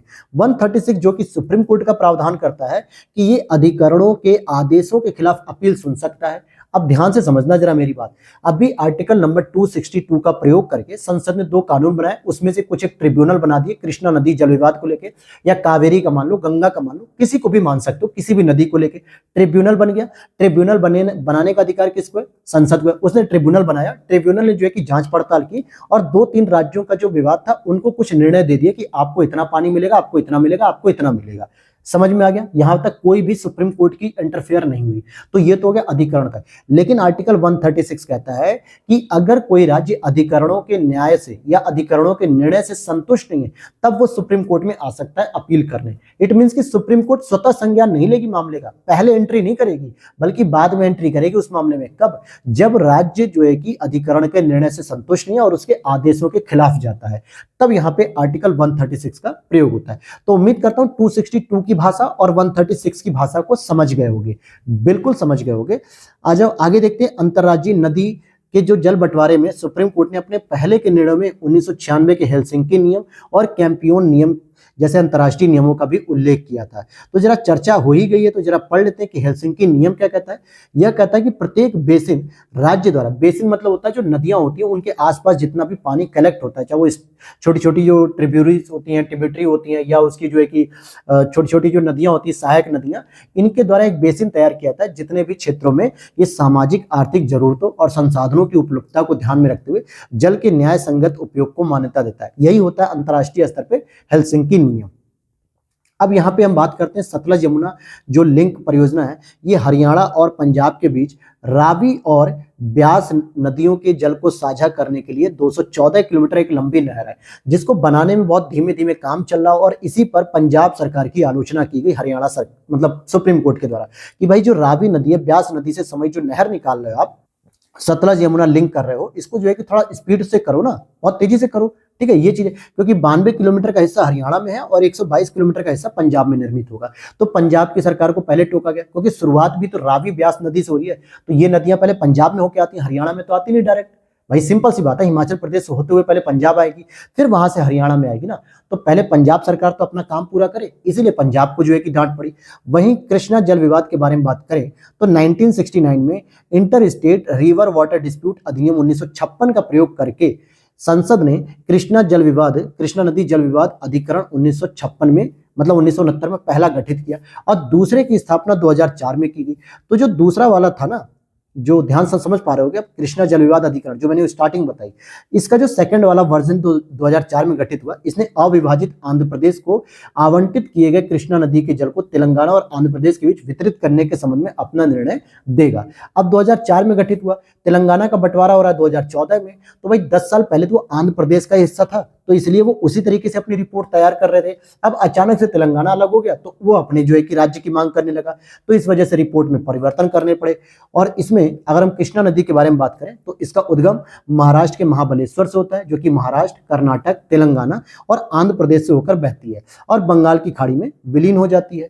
आगे बात करेंगे कि जब 2014 में जब तेलंगाना एक अलग राज्य बन गया, तो ऐसे में आंध्र प्रदेश तेलंगाना को एक अलग पक्षकार के रूप में शामिल करने के लिए कह रहा है। आंध्र प्रदेश कह रहा है कि अभी तक जो आप वाटर का डिस्प्यूट कर रहे थे वो 3 राज्यों में कर रहे थे, किसमें, महाराष्ट्र, कर्नाटक, आंध्र प्रदेश, लेकिन अब जब 4 राज्य हो गए तो आप इसमें 4 राज्य बनाओ ना, महाराष्ट्र, कर्नाटक, आंध्र प्रदेश, तेलंगाना। अब मुझे बताओ नुकसान किसे होगा भाई, जब 3 में से 4 पार्टनर बन गए, यार सीधी सी बात है कि आपको 100 रुपए मिले और आपने 100 रुपए अगर 3 लोगों में बांटोगे तो 33 रुपए मिलेगा कि नहीं मिलेगा, मिलेगा कि नहीं मिलेगा, एक एवरेज बता रहा हूं। लेकिन आप कह रहे हो कि नहीं सर, अब इसमें जो है कि 100 रुपए में 4 हिस्से होंगे, क्योंकि अब एक चौथा भाई भी आ गया, तो 33 रुपए मिलने की जगह 25 रुपए मिल रहा है। तो देखो आंध्र प्रदेश और तेलंगाना को तो नुकसान पहले से हो रहा है, अब नुकसान होने लगा महाराष्ट्र और कर्नाटक को। तो भाई विरोध कौन करेगा इसका, महाराष्ट्र और कर्नाटक। वो क्या कहेंगे कि नहीं, 3 हिस्से में बांटो, आंध्र प्रदेश को 33 रुपए दो, 33 हमें दे दो। अब आंध्र प्रदेश अपना निपटेगा, तेलंगाना से 33 में बांटो, 17 के हिसाब से, 16 के हिसाब से, तो नुकसान हुआ कि नहीं हुआ। तो आंध्र प्रदेश कह रहा है कि अब जो है कि तेलंगाना को भी एक यूनिट मानो और क्या करो, 4 राज्यों के हिसाब से डिमांड करो, लेकिन कृष्णा नदी के जल आवंटन 3 की बजाय 4 राज्यों में होना चाहिए। और इसी का विरोध करते हुए महाराष्ट्र और कर्नाटक कह रहे हैं कि नहीं नहीं, तेलंगाना का निर्माण आंध्र प्रदेश के विभाजन के बाद हुआ है और इसलिए जल का आवंटन भी आंध्र प्रदेश के हिस्से से होना चाहिए। दोनों राज्यों के तर्क को स्वीकार कर लिया था, ये सारी बातें थी, अधिकरण ने मान ली थी। तो सिंपल सी बात है, महाराष्ट्र कर्नाटक कह रहे हैं कि 3 हिस्सों में बांटो, आंध्र प्रदेश कह रहा है 4 हिस्सों में बांटो। यही डिस्प्यूट है और इस हिसाब से जो है कि डिस्प्यूट चल रहा है। तो उम्मीद करता हूं ये सारे टॉपिक आपको मजेदार तरीके से क्लियर हो गए होंगे। अब हम चलेंगे जुडिशरी की तरफ, अपने नेक्स्ट सेगमेंट की तरफ। तो उम्मीद करता हूं कि अभी तक जो हमने सेंटर स्टेट रिलेशन के बारे में पढ़ा और उसके पीछे जो जो बेसिक पॉइंट थे, बेसिक कारण थे और क्या क्या कॉन्सेप्ट थे, वो सारी चीजें आपको बहुत अच्छे से मैं समझा पाया हूँ। और अब हम लोग पढ़ेंगे जुडिशरी के बारे में। ठीक है, इसी तरीके से हम पूरी की पूरी पीटी 365 को कवर करेंगे, जिसमें हर एक टॉपिक को आप एकदम दिमाग में छाप के जाओगे यहाँ से, और छाप के जाने के बाद आप यूपीएससी में जब वो क्वेश्चन देखोगे तो गलत नहीं करोगे, इतनी बात ध्यान रखना। ठीक है, तो चलिए शुरू करते हैं अपने जुडिशरी वाले पॉइंट को जो है कि शुरू करते हैं। तो यहाँ पर अगर मैं बताना चाहूँ कि सबसे पहले जो पॉइंट हम लोग पढ़ेंगे, जुडिशियल अपॉइंटमेंट, यानी कि न्यायिक नियुक्तियां लेके जो है कि अक्सर चर्चा बनी रहती है। क्योंकि जो नियुक्ति करने का काम होता है दोस्तों, किसी भी जैसे मान लो नियम बनाने का काम किसका होता है, विधायिका का होता है। विधायिका का मतलब संसद बनाएगी, केंद्र स्तर पे संसद, राज्य स्तर पे जो कि राज्य विधानमंडल। तो विधायिका का काम होता है कानून बनाने का, जिसमें संसद में लोकसभा राज्यसभा काम बना करते हैं अपना, और कानून बना के राष्ट्रपति उस पर मंजूरी करता है, तो वो तो अपना काम कर रहे हैं। दूसरा, न्यायपालिका का काम क्या होता है, न्याय करना, निर्णय करना। ध्यान देना इस बात को, मेरी बातों को समझोगे पहले, तब आप इस टॉपिक को डीप तक समझ पाओगे, गहराई तक समझ पाओगे कि क्यों ये मुद्दे चर्चा में आते हैं। पहले तो हमें ये पता करना होता है ना कि ये मुद्दे आ ही क्यों रहे हैं चर्चा में। भाई सरकार के पास कम काम थोड़े है जो ये भी एक मुद्दे चले आ रहे हैं, और हमारे पास भी कम करंट अफेयर्स नहीं है यूपीएससी के लिए कि नए नए मुद्दे आ रहे हैं। तो पहले मुद्दों को समझना जरूरी होता है, उसके बाद आप उस टॉपिक को बहुत यूज टू हो जाते हो, बहुत आसानी से समझ लेते हो। तो इसमें दूसरा जो पॉइंट आ रहा है वो ये आ रहा है, दूसरा पॉइंट, कि भाई न्यायपालिका का काम होता है न्याय करना, निर्णय करना। तो नियुक्ति कौन करता है, नियुक्ति करती है कार्यपालिका। कार्यपालिका मतलब राष्ट्रपति। तो यही तो मुद्दा आ रहा है कि राष्ट्रपति न्यायपालिका के न्यायाधीशों की भी तो नियुक्ति कर सकती है, लेकिन न्यायपालिका कहती है कि डीपीएसपी का जो आर्टिकल नंबर 51 है वो ये स्पष्ट कहता है कि न्यायपालिका और कार्यपालिका का पृथक्करण होना चाहिए। इट मींस कि न्यायपालिका के न्यायाधीशों की नियुक्ति भी कार्यपालिका नहीं करेगी, वो केवल और केवल कॉलेजियम व्यवस्था न्यायपालिका करेगी। और इसी चीज को लेकर कार्यपालिका कहती है कि नहीं, नियुक्ति करने का काम तो हमारा होता है और राष्ट्रपति आपको शपथ भी दिलाते हैं।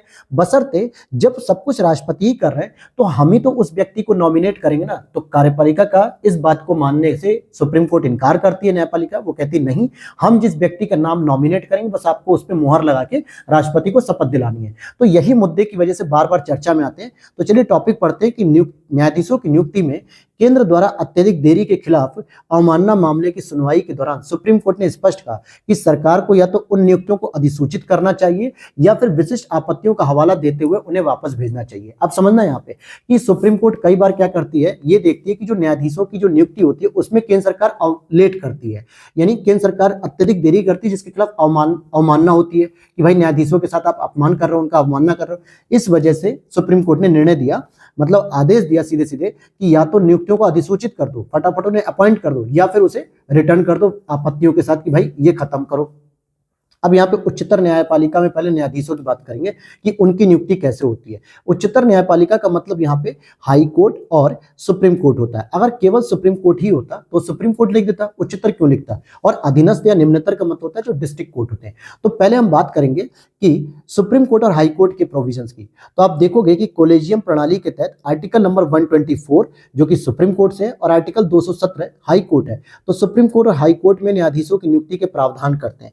हालांकि कोलेजियम व्यवस्था भी हम लोग समझेंगे कि क्या मामला है। तो यहां पर आप देखोगे कि कोलेजियम प्रणाली सुप्रीम कोर्ट के निर्णयों के माध्यम से विकसित की गई है, जिसमें 1981 प्रथम जजेसवाद था, 1993 दूसरा और 1993-98 तीसरा। तो ये 3 जजेस केस हुए थे, मतलब कि न्यायपालिका के खिलाफ ये केस थे। तो इसमें 3 निर्णयों के माध्यम से सुप्रीम कोर्ट ने अपने न्यायाधीशों की नियुक्ति का जो प्रावधान किया वो कोलेजियम व्यवस्था से किया।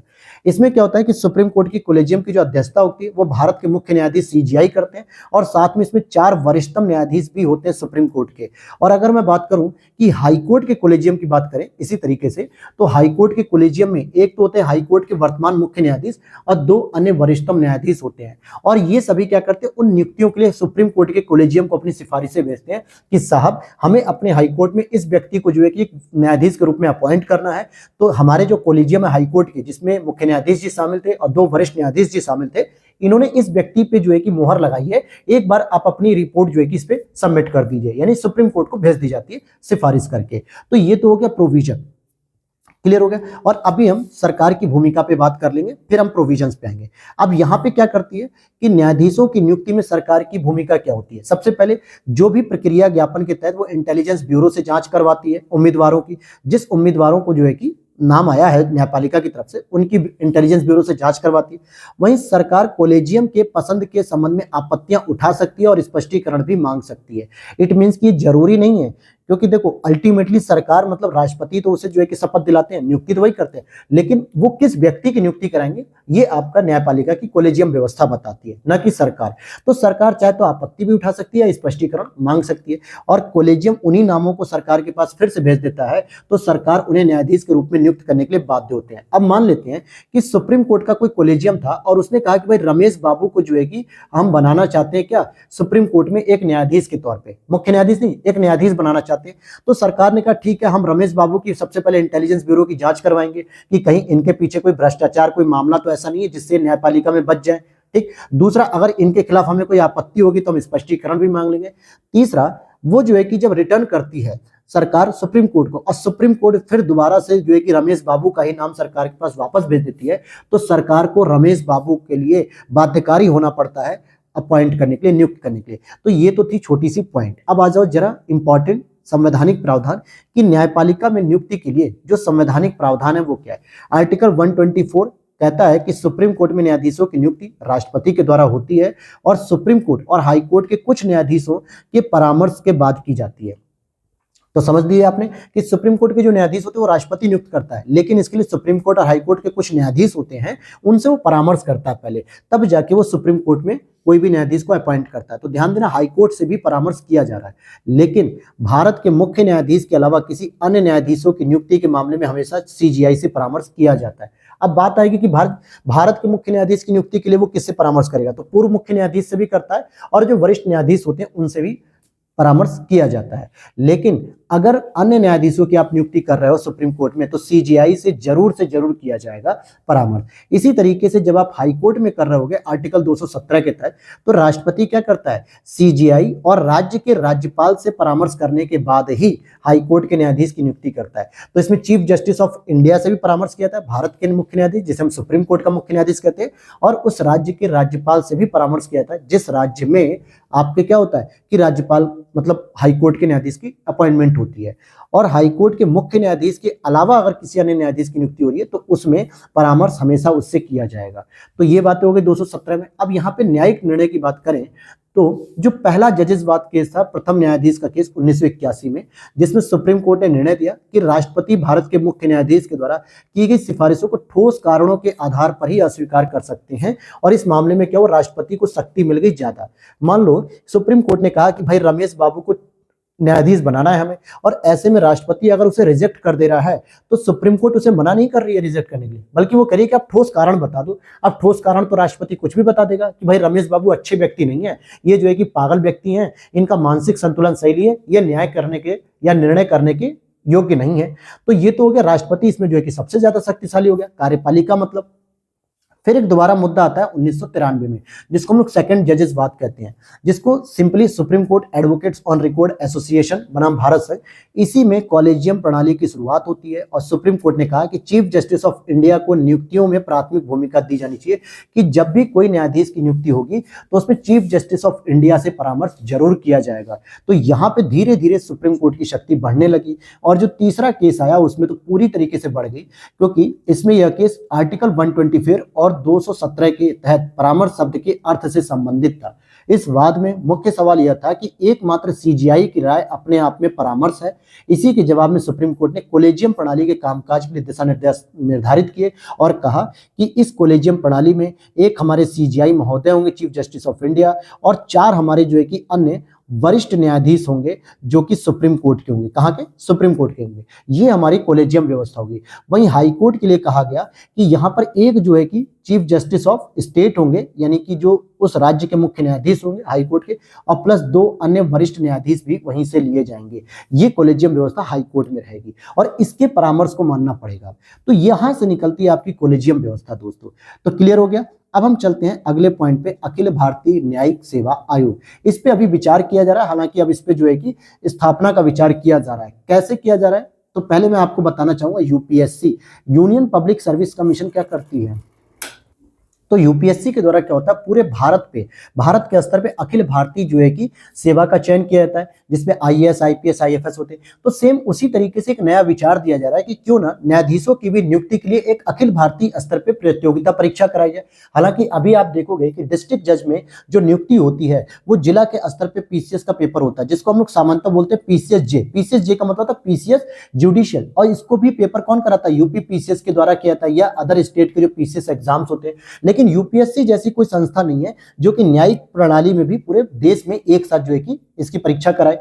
तो इसी की स्थापना पर जो है कि बात शुरू की, जिसमें कहा जा रहा है कि अखिल भारतीय न्यायिक सेवा यानी all India judicial service AIJS।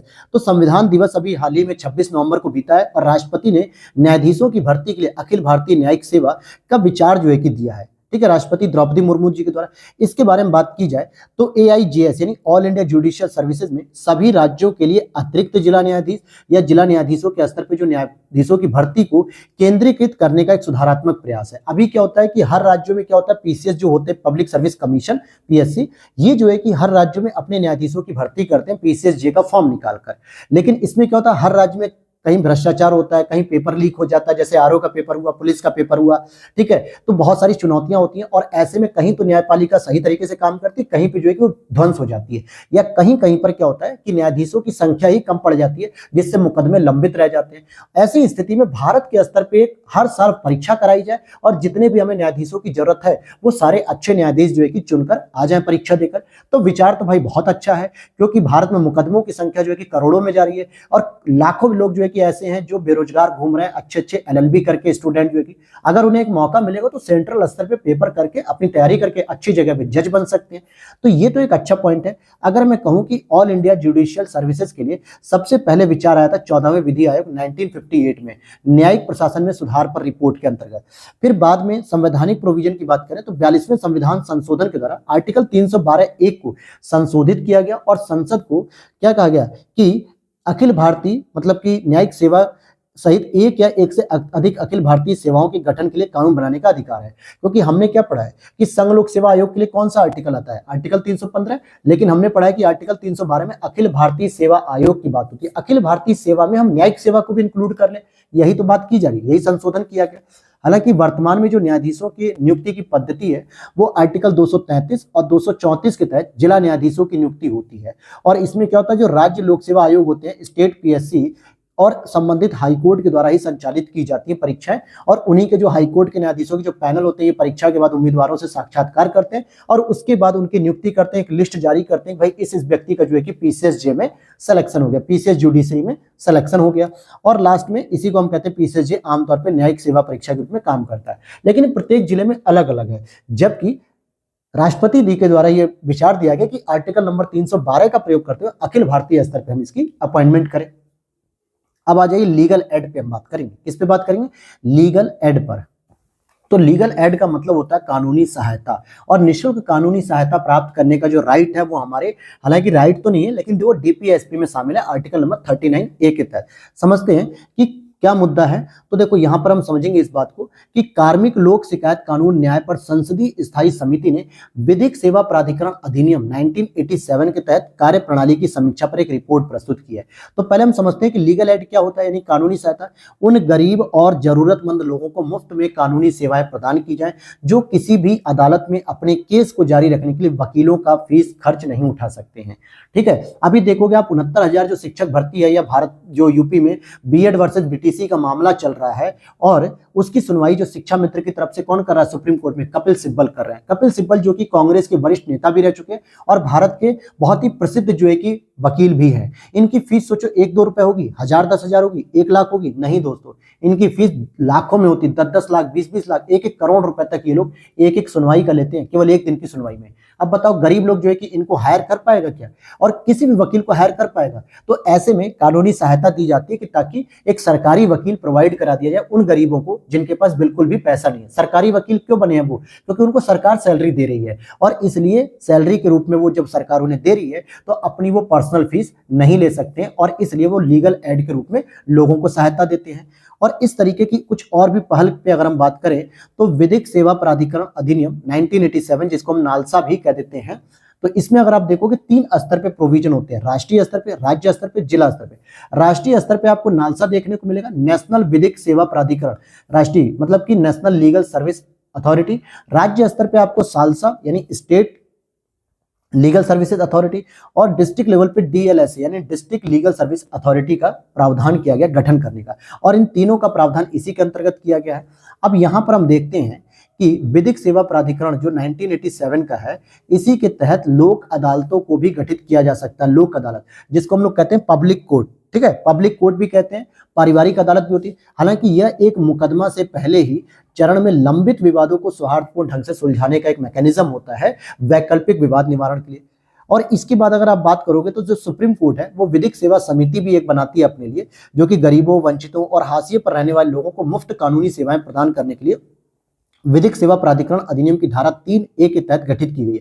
इसमें क्या होता है, मुख्य संरक्षक कौन होगा? इसका मुख्य न्यायाधीश होगा। अध्यक्ष सदस्य जो है कि अध्यक्ष जो सुप्रीम कोर्ट है, और 9 सदस्य इसमें शामिल होते हैं, तो टोटल 10 हो जाते हैं। अब सुप्रीम कोर्ट में अगर कोई व्यक्ति अपने केस की सुनवाई करना चाहता है जो कि कानूनन तरीके से अगर सही है, और वहां पे वो उन वकीलों की फीस नहीं दे पा रहा है, तो ऐसे में सुप्रीम कोर्ट क्या करेगी? इस कमेटी के द्वारा जो विधिक सेवा समिति है सुप्रीम कोर्ट की, इसके तहत जो है कि कोई भी एक सरकारी वकील प्रोवाइड कर दिया जाएगा। और अगर हम बात करें कि और भी क्या क्या प्रोविजंस हैं, तो जैसे दिशा योजना की बात कर, दिशा योजना जो कि न्याय विभाग ने शुरू किया है, और इसमें क्या हो रहा है कि प्रौद्योगिकियों के जरिए किसके जरिए? प्रौद्योगिकों के जरिए लोगों के बीच जागरूकता का प्रसार, यानी टेक्नोलॉजी के माध्यम से हम न्याय के बारे में जागरूकता का प्रसार लोगों के बीच में कर सकते हैं। तो ये, और देखोगे आप अगर न्याय मित्र की बात करेंगे, न्याय मित्र योजना में 2017 में इसे शुरू किया गया। अब हम आगे बढ़ने से पहले जरा इस पॉइंट को समझ लेते हैं कि नालसा क्या होता है। ठीक है, ये संवैधानिक है कि वैधानिक है, क्या है?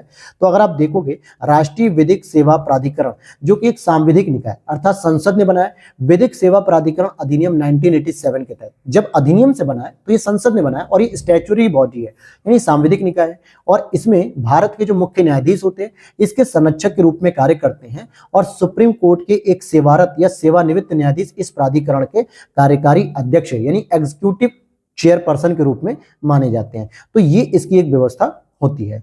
आगे देख लेते हैं, अगर हम अब यहां पर हम समझेंगे इस चीज को जरा डिटेल से, आप समझिएगा क्या समझना है हमको डिटेल से, कि भारत में जो कानूनी सहायता से संबंधित जो जो प्रावधान है, जैसे आर्टिकल नंबर 39A कहता है कि राज्य उचित कानून बनाकर योजनाओं के जरिए निःशुल्क कानूनी सहायता प्रदान करता है। और राज्य का मतलब हो गया यहाँ पे केंद्र सरकार भी और स्टेट लेवल पर भी। इसीलिए आपने देखा नालसा बना, स्टेट लेवल पे सालसा बना, जिला स्तर पे भी प्रावधान किए गए कि लोगों को मुफ्त और निःशुल्क सहायता दी जाए।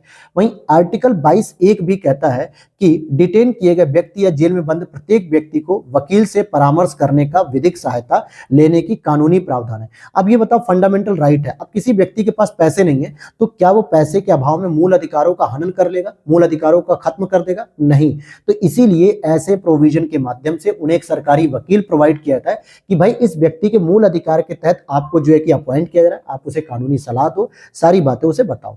तो ये कानूनी सहायता को भी मान्यता देता है। और अगर हम बात करें न्यायिक निर्णय में, तो 3-4 निर्णय आपको याद रखने, जैसे MH होस्केट बनाम महाराष्ट्र राज्य का केस याद रख लो, हुसैन आरा बनाम बिहार राज्य का केस याद रख सकते हो। तो ये सब मेंस में आप लिख सकते हो इस केसेस को। बस ये 2 इंपॉर्टेंट थे। अब आ जाइए मध्यस्थता पे बात करें। अगर हम बात करते हैं मध्यस्थता अधिनियम पर, ठीक है, मध्यस्थता अधिनियम जो 2023 में अभी हाल ही में राष्ट्रपति ने जो है कि इस पे अपनी मंजूरी दे दी है, मध्यस्थता विधेयक 2023 पे, और इस तरीके से यह एक कानून बन गया है जो कि उद्देश्य क्या है, भारत में मध्यस्थता को वैकल्पिक विवाद समाधान का एक पसंदीदा तरीका के रूप में बढ़ावा दिया जाए। हालांकि अब यहाँ पे सबसे पहले एक वर्ड आ रहा है ADR, अल्टरनेटिव डिस्प्यूट रेजोल्यूशन। क्या होता है? तो सबसे पहले आप समझ लो कि यह अलग अलग तरीकों के बारे में बताता है जिनसे लोग उपयोग करके बिना किसी सुनवाई के विवादों का समाधान कर सकते हैं। मतलब बहुत सारे ऐसे अलग अलग प्रावधान होते हैं जिससे आपको कोर्ट में जाने की जरूरत नहीं, क्योंकि कोर्ट में क्या बहुत सारे मुकदमे होते हैं, बहुत सारी पेंडिंग्स होंगी, आपकी एक डेट आज मिलेगी, दूसरी डेट 3 महीने बाद मिलेगी। तो ऐसे में क्या होता है कि आपके पास शारीरिक, मानसिक और आर्थिक रूप से आप क्षति की स्थिति में जाते हो। तो ऐसी जगहों पे जाने से बढ़िया है कि आप वैकल्पिक विवाद समाधान ले लो। इसमें आप देखोगे कि मध्यस्थता और सुलह अधिनियम 1996 बनाया गया है, मध्यस्थता सुलह संशोधन अधिनियम 2019 बनाया गया है, विधिक सेवा प्राधिकरण अधिनियम 1987 बनाया गया है। ये सभी अधिनियम है जिनके माध्यम से आप इनका प्रयोग कर सकते हो। उसी में एक और बना है कि नई दिल्ली अंतर्राष्ट्रीय मध्यस्थता केंद्र अधिनियम 2019 पारित किया गया, वाणिज्यिक न्यायालय अधिनियम 2015 जो कि वाणिज्यिक विवादों के निपटाने के लिए है। तो ये सारे के जो प्रावधान है ना, इनसे क्या होता है कि आप इनका प्रयोग कर सकते हो और इनका जो निर्णय होता है वो भी कोर्ट के बराबर ही होता है, उतना ही बाध्यकारी होता है। अभी इसके बारे में मैं बताता हूं आपको। और अंतर्राष्ट्रीय समाधान के समझौते के लिए आप मध्यस्थता पर सिंगापुर कन्वेंशन एक यूनिफॉर्म सक्षम फ्रेमवर्क है। अब बात करते हैं कि 5 प्रकार के ADR कौन से होते हैं, अल्टरनेटिव डिस्प्यूट रेजोल्यूशन। जैसे कंसिलेशन की बात करें, सुलह, यानी इसमें इसके तहत एक तटस्थ तृतीय पक्ष जो संबंधित पक्षकारों से प्राप्त सूचना के आधार पर बातचीत कर समाधान विकल्प प्रदान किए थे। ये सिंपल आप लोग जो है कि डेली लाइफ में यूज करते होंगे। मान लो कहीं पे आपने कोई दुर्घटना हो गई आपकी वजह से, या किन्हीं दो भी आपकी किसी से लड़ाई हो गई, तो अक्सर आप देखोगे कि हम लड़ाई करते करते किसी तीसरे व्यक्ति को वहां पे सारी स्टोरी बताने लगते हैं कि भाई ये व्यक्ति रॉन्ग साइड से आ रहा था, ये जो है कि व्यक्ति गलत साइड से आ रहा था, इसने मुझे चोट मार दी, ये जो है कि मुझे ऐसा ऐसा बोला। उस व्यक्ति से नहीं कह रहे हो जिससे लड़ाई हो रही, बल्कि तीसरे व्यक्ति से कह रहे हो। और वो क्या करता है, ठीक है यार जाने दो, चलो जाम मत लगाओ, रास्ते पे ऐसे ही होता रहता है, चलो छोड़ो, बात खत्म हो गई। तो ये जो तीसरा व्यक्ति था ये सुलह करा दिया आपका, जिसे पता भी नहीं था कि आप कौन हो, वो कौन है जिससे आपकी टक्कर हुई। तो ये हो गया तटस्थ। समझौता वार्ता की बात करें तो ये पारंपरिक रूप से संबंधित पक्षकारों और उनके वकील के बीच प्रत्यक्ष आधार पर समझौता होता है। इसमें तटस्थ तृतीय पक्ष शामिल नहीं होता है। यहाँ पे आपका वकील भी शामिल हो गया, भाई वो तो आपके परिपक्ष में होगा। एक होता है आर्टिब्रेशन, इसको नेगोशिएशन कहते हैं, इसको होता है आर्बिट्रेशन जो मध्यस्थता। इसके तहत साक्ष्य की प्रस्तुति के बाद एक तटस्थ मध्यस्थ द्वारा निर्णय दिया जाता है, जिसे पंचायत भी कहते हैं, जैसे खाप पंचायत होगी। अब मीडिएशन की बात करें तो यह बहुत ही लचीली प्रक्रिया है, इस विवाद के दौरान किसी भी समय प्रभावी ढंग से इस्तेमाल किया जा सकता है। और एक होता है कोलैबोरेटिव कानून होते हैं, तो ये 5 प्रकार के होते हैं। अब जो लेटेस्ट आपका मध्यस्थता विधेयक है ना, इस पर हम बात करेंगे कि क्या क्या बिंदु है। सबसे पहले परिभाषित करता है कि मध्यस्थता किसे कहते हैं। तो देखो, मध्यस्थता मुकदमा पूर्व मध्यस्थता हो सकती है, ऑनलाइन मध्यस्थता हो सकती है, सामुदायिक मध्यस्थता हो सकती है, सुलह, समान अर्थ की कोई भी पदावली इसमें शामिल हो सकती है। चाहे आप मुकदमे से पहले ही मध्यस्थता करा लो, ऑनलाइन तरीके से करा लो, समुदाय के स्तर पर करा लो, इसमें तीसरे व्यक्ति को मध्यस्थ की भूमिका में निभाया जाता है। ये हो गई परिभाषा। स्वैच्छिक मध्यस्थता भी होती है, यानी सिविल या वाणिज्यिक विवादों का न्यायालय या किसी अधिकरण के पास जाने से पहले ही आप मध्यस्थता के माध्यम से समाधान कर सकते हो। वहीं इसके क्षेत्राधिकार की बात करें तो जब तक संबंधित पक्ष किसी अन्य तरीके से या ऑनलाइन मोड में मध्यस्थता के लिए सहमत न हो, तब तक उस संबंधित क्षेत्राधिकार वाले न्यायालय और सक्षम क्षेत्राधिकार के अधिकरण ही तहत होगी। समय सीमा की बात करें, ये इंपॉर्टेंट है, क्योंकि ये वाला पॉइंट और ये वाला पॉइंट दोस्तों, ये आपके यूपीएससी का फेवरेट पॉइंट है। सबसे इंपॉर्टेंट बात क्या है कि मध्यस्थता के लिए भी एक बाउंडेशन है कि आपको 120 दिनों के भीतर अपना निर्णय सुना देना होगा, और इसकी समय सीमा को दोनों पक्ष की सहमति से आप 60 दिन तक और बढ़ा सकते हो। यानी आपको दिया गया है कि आप 4 महीने में निर्णय दो, 120 दिन का मतलब 4 महीने, लेकिन अगर आपको लगता है कि दोनों पक्ष अभी सहमत नहीं है तो 60 दिन और बढ़ा लो भाई। 60 दिन का मतलब 2 महीने और बढ़ गया, तो टोटल आपका जो है कि 6 महीने हो गया। अब यूपीएससी क्या करेगी, कहेगी कि मध्यस्थता किए जाने के लिए अधिकतम समय कितना होना चाहिए, तो 6 महीना होना चाहिए। वर्ड को ध्यान देना, अधिकतम महीना, वहां पे आपको देखने को मिलेगा 120 दिन या 4 महीना, 180 दिन या 4 महीना, ठीक है, सॉरी 6 महीना। तो आप देखोगे अधिकतम का मतलब हो गया 2 महीने का एक्सटेंशन भी तो मिल रहा है दोनों पक्षों की सहमति से, तो इसलिए ये आंसर सही हो जाएगा। और 2 सत्रों के बाद एक पक्ष भी, कोई भी पक्ष जो है कि मध्यस्थता से हट सकता है, और सुप्रीम कोर्ट या हाई कोर्ट द्वारा बनाए गए नियमों के अनुसार भी की जानी चाहिए। फिर वहीं पे एमसीआई की बात करेंगे, यानी कि जो मध्यस्थता के लिए जो काउंसिल है, इसमें एक अध्यक्ष होगा, 2 पूर्णकालिक सदस्य होंगे, 1 अंशकालिक सदस्य होगा और 3 पदेन सदस्य होंगे। तो टोटल मेंबर्स कितने हो गए, 1 अध्यक्ष हो गया, फिर 2 पूर्णकालिक, 1 अंशकालिक और 3 जो है कि पदेन सदस्य। तो आप देखोगे टोटल इसमें 7 सदस्य हो गए हैं। कितने हो गए, 7 सदस्य हो जाएंगे। क्लियर है ये बात। तो इस तरीके से प्रश्न यूपीएससी पूछता है। आगे देखते हैं कि लागू होगा कि नहीं, ये भी इंपॉर्टेंट पॉइंट है, यहां से भी एक स्टेटमेंट रखेगा यूपीएससी। तो पहली चीज, जो मध्यस्थता द्वारा किए गए समझौते न्यायालय के निर्णयों के समान ही बाध्यकारी होंगे और प्रवर्तनीय भी होंगे। और अगर आप उस मध्यस्थता के निर्णय से सहमत नहीं हो, यानी उसके खिलाफ जाना चाहते हो कि यार ये मेरे फेवर में नहीं आया, तो आपको 90 दिनों के अंदर ही अपने सक्षम न्यायालय में चुनौती देनी होगी। अपने क्षेत्रीय डिस्ट्रिक्ट कोर्ट या हाई कोर्ट में चुनौती दे सकते हो उस निर्णय के खिलाफ कि भाई ये जो मध्यस्थता कानून है ये मेरे खिलाफ आया है, यानी मैं इससे सहमत हूं। लेकिन अगर आप सोचो 90 दिन के बाद आपका मन किया कि यार क्यों ना हम supreme court, high court, district court में क्लेम करें, तो वैलिड पॉइंट नहीं माना जाएगा। और अगर किसी धोखाधड़ी, भ्रष्टाचार या छद्म रूप या मध्यस्थता के लिए अनुपयुक्त विवाद अगर माना तो इस आधार पर भी आप चुनौती दे सकते हो। तो यहां पर ये बातें समझ में आ गई होंगी। चलते हैं लोक अदालत की बात कर लेते हैं। तो लोक अदालत के बारे में अभी हमने पढ़ा कि वैकल्पिक विवाद निवारण तंत्र है, और ये एक पारंपरिक अदालती प्रणाली के बाहर विवादों को सुलझाने के विविध तरीके होते हैं। इसमें मुकदमों के बोझ को कम करने पर फोकस किया जाता है, जिससे त्वरित, वहनीय और अधिक सौहार्दपूर्ण माध्यम से आपको डिसीजन मिल जाता है।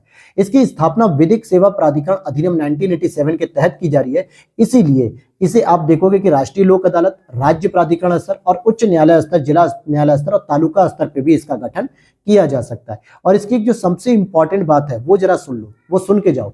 पहली इंपॉर्टेंट बात है कि लोक अदालतों को वही शक्ति प्राप्त है जो सिविल प्रक्रिया संहिता 1908 के तहत किसी भी सिविल न्यायालय को प्राप्त है। इट मीन्स, इसका मतलब इसके निर्णय अंतिम होंगे और सभी पक्षों पे बाध्यकारी होंगे। अगर आप लोक अदालत में कोई मुकदमा लेकर जाते हो तो वहां पर आपको जो भी निर्णय मिलेगा लोक अदालत से, आप उस निर्णय के खिलाफ ना तो कोई अपील कर सकते हो ना ही कुछ, क्योंकि वो निर्णय अंतिम हो गया।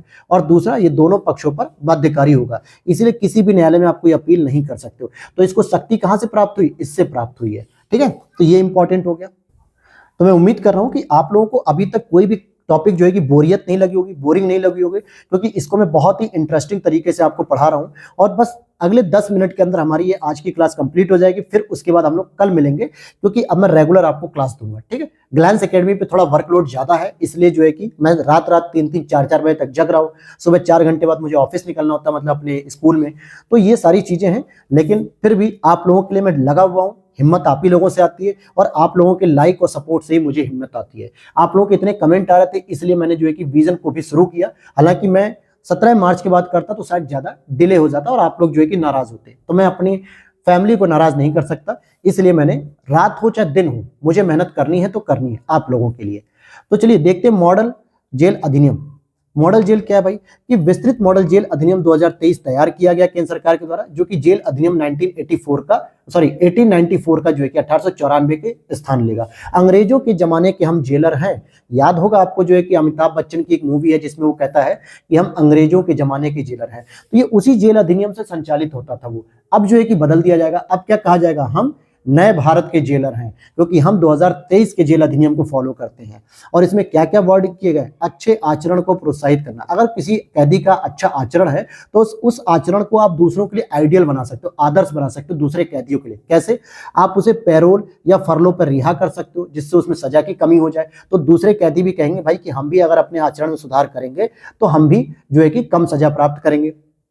पैरोल क्या होता है? इसे सशर्त रिहा किया जाता है, यानी कि शर्त के साथ रिहा किया जाता है कि अगर आप किसी जिले से बाहर नहीं जा सकते, जिले से बाहर जाओगे तो जेल प्रबंधन को, पुलिस स्टेशन को आप सूचना दोगे। और ये एक निश्चित समय अवधि के लिए होता है, जिसमें सजा को निलंबित किया जाता है। सजा खत्म नहीं हुई है, ध्यान देना इस बात को। अगर आपको 5 वर्ष की सजा दी गई है और आप 2 साल की सजा कंप्लीट करने के लिए आप 1 साल के लिए कहीं बाहर चले गए मान लो, तो ये नहीं माना जाएगा कि आपकी सजा 3 साल की हो गई। नहीं नहीं नहीं, अभी 3 साल की तो बची है दोस्तों। तो 2 साल और 3 साल, इस 1 साल को इसमें काउंट नहीं किया जाए, क्योंकि सजा भी निलंबित की गई है। वहीं लंबी अवधि के कारावास के मामले में फरलो पर रिहा किया था, और फरलो की अवधि को उसकी सजा में कमी के रूप में माना जाता है। अब मान लीजिए कि आपने 2 साल की सजा कंप्लीट करके आपने फरलो पर रिहा हो गए, ठीक है, और आपको एक लंबी अवधि का कारावास मिला था, तो आपने 6 मंथ जो है कि कहीं बाहर घूमे फिरे, जो भी किया, और बचे हुए जो है कि 3 साल की जगह अब आपको क्या मिलेगा? केवल 2.5 साल की सजा मिलेगी। इट मीन्स कि ये जो 6 मंथ थे ये आपके फरलो में ही काउंट हो गए। आप जेल में रहे नहीं, लेकिन आपके 6 मंथ की सजा कम हो चुकी है। जमानत की बात करेंगे तो आपराधिक मामले में अभियुक्त की अस्थायी रिहाई होती है, अस्थायी, परमानेंट नहीं, अस्थायी, जो कि कोर्ट में मामला लंबित होता है इसलिए दे दी जाती है। वहीं दूसरा पॉइंट है कि भाई सुधार और पुनर्वास पे काम करो, कैदियों के प्रति दृष्टिकोण को परिवर्तित करो, कैदियों का व्यवसायिक प्रशिक्षण प्रदान करो और उन्हें कौशल विकास करो, ताकि जब उनकी सजा खत्म हो जाए तो वो कोई भी अपना एक नया बिजनेस स्थापित कर पाए, छोटे छोटे स्तर पे अपने रोजगार आजीविका के लिए संसाधन जुटा पाए। वहीं अगर हम बात करें बेहतर रक्षा और सुरक्षा के लिए कहा गया स्पष्ट कि महिलाओं और ट्रांसजेंडरों के लिए जेल की व्यवस्था अलग करो। अभी तक क्या रहा होगा कि भाई पुरुषों की और महिलाओं की जेल व्यवस्था एक ही होगी, हालांकि उनके जो है कि बैरक जो है कि अलग अलग होंगे, ठीक है, बाथरूम्स अलग अलग हो सकते हैं, लेकिन सीधी बात है कि भाई महिलाओं और ट्रांसजेंडरों के लिए जेल की व्यवस्था ही अलग अलग कर दो और टेक्नोलॉजी से उसे युक्त करो। जैसे उसमें सीसीटीवी कैमरे लगाओ, ड्रोन की व्यवस्था करो, वाईफाई लगाओ, ताकि वहां पे जेल के बारे में सारी जानकारी, अपडेट्स मिलती रहे जेल प्रबंधन को। आप देखोगे हॉलीवुड में मूवीज जो है कि बहुत वीआईपी जेल होती है, वो लगता ही नहीं दोस्तों की जेल है, वो तो ऐसा लगता है 5 स्टार होटल में चल रहे हो। तो ये सारी चीजें हो गई। और यहाँ पे ये 2 समितियां हैं, जेल सुधार समिति के रूप में याद रख लेना, 1919-20 की और 1980-83 की। फिर देखते हैं जेल अधिनियम 1894 के साथ जेल कानून 1900, बंदी स्थानांतरण अधिनियम 1950 की समीक्षा की गई, और उसके बाद इन सभी को नए जो है कि जेल मॉडल प्रावधान 2023 में शामिल कर दिया गया। जेल अधिनियम 1894 की बात करें तो ये जेलों के प्रबंधन और प्रशासन के लिए एक पहला कानून था। 1936 में लॉर्ड मैकाले ने एक जेल अनुशासन समिति का गठन किया, जिसमें क्या था, इनमें कैदियों को रोजगार, स्वास्थ्य और उनसे मिलने वाले जो लोग आते थे उनके लिए व्यवस्था की गई थी।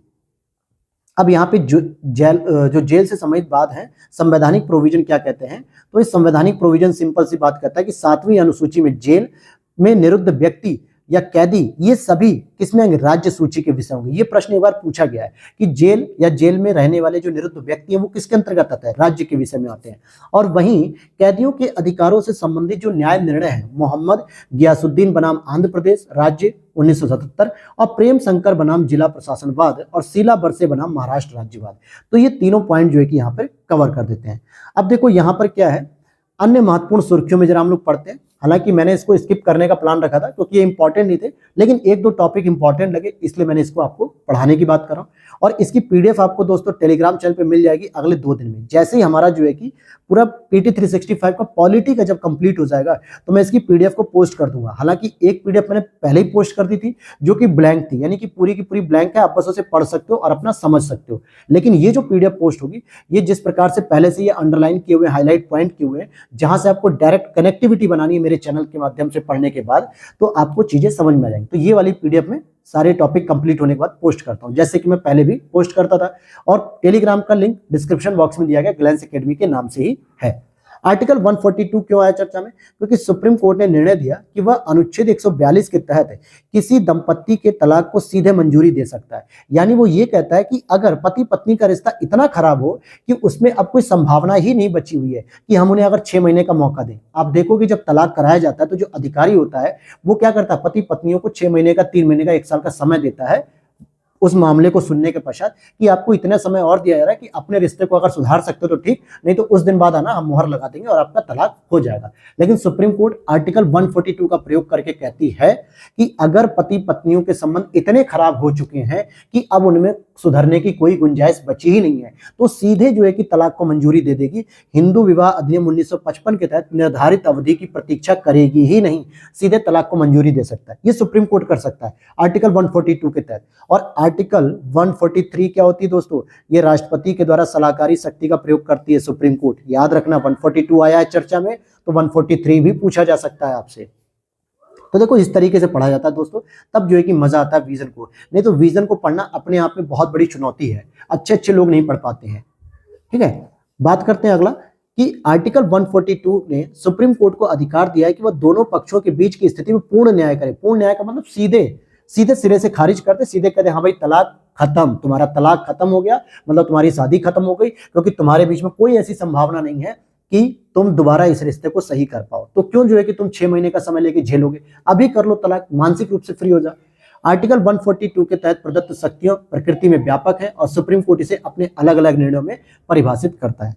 फिर नार्को एनालिसिस की बात करेंगे, जो कि शशि भूषण जी जो सांसद है बीजेपी से, गोंडा के हैं, वहां से ये एक मामला आया था। क्या मामला था? नार्को एनालिसिस टेस्ट में दिल्ली में प्रदर्शन कर रहे पहलवानों ने सुप्रीम कोर्ट की निगरानी में कथित आरोपी का नार्को टेस्ट कराने की मांग की। अब यहाँ पे कथित आरोपी कौन था? जो कि शशि भूषण थे। मतलब ये आरोप लगाया गया था, मैं नहीं कह रहा हूं, क्योंकि इस तरीके का कोई मुकदमा फाइनल हुआ कि नहीं हुआ ये अलग बात है। उत्तर प्रदेश के बाहुबली भी कहे जाते हैं, गोंडा संसदीय क्षेत्र से आते हैं, गोंडा के आसपास के क्षेत्र से हैं और ये भाजपा सरकार के अंतर्गत सांसद है वर्तमान में। तो ऐसा जो है कि पहलवानों ने आरोप लगाया इन पे कि भाई सुप्रीम कोर्ट के तहत इन पर जो है कि जांच करो। क्या था? तो नार्को टेस्ट। अब यहां से हमें इस पूरे मामले को नहीं पढ़ना है, राजनीतिक मामला नहीं पढ़ना है, बल्कि वैज्ञानिक पहलू पढ़ना है कि नार्को टेस्ट में हम कौन सी दवा का प्रयोग करते हैं। तो सोडियम पेंटोथल नामक दवा का प्रयोग करते हैं, जो कि उसके शरीर में इंजेक्ट की जाती है और इसे हम ट्रुथ सीरम भी कहते हैं, यानी इसके बाद व्यक्ति सही बोलने लगता है। हालांकि सेल्वी बनाम कर्नाटक राज्य और अन्य बात 2010 में सुप्रीम कोर्ट में स्पष्ट कह दिया था कि नार्को एनालिसिस या ब्रेन मैपिंग या पॉलीग्राफ टेस्ट उसकी सहमति के बिना नहीं किया जा सकता। क्यों? क्योंकि आर्टिकल 20 कहता है कि अपराधों के लिए दोष सिद्धि के संबंध में संरक्षण जो देता है वो कहता है कि स्वयं के खिलाफ गवाही देने के लिए बाध्यकारी नहीं किया जा सकता। और आर्टिकल 21 कहता है प्राण और दैहिक स्वतंत्रता का अधिकार, यानी किसी भी प्रकार की दवा मेरे शरीर में इंजेक्ट नहीं की जा सकती। तो दोनों आर्टिकल का कॉन्सेप्ट समझ लो। 20 का 3 क्या कहता है कि भाई मुझे मेरे खिलाफ गवाही देने के लिए बाध्य नहीं किया जा सकता, जबकि नार्को टेक्स्ट में क्या हो रहा है, उसी से उसके खिलाफ गवाही तैयार की जा रही है।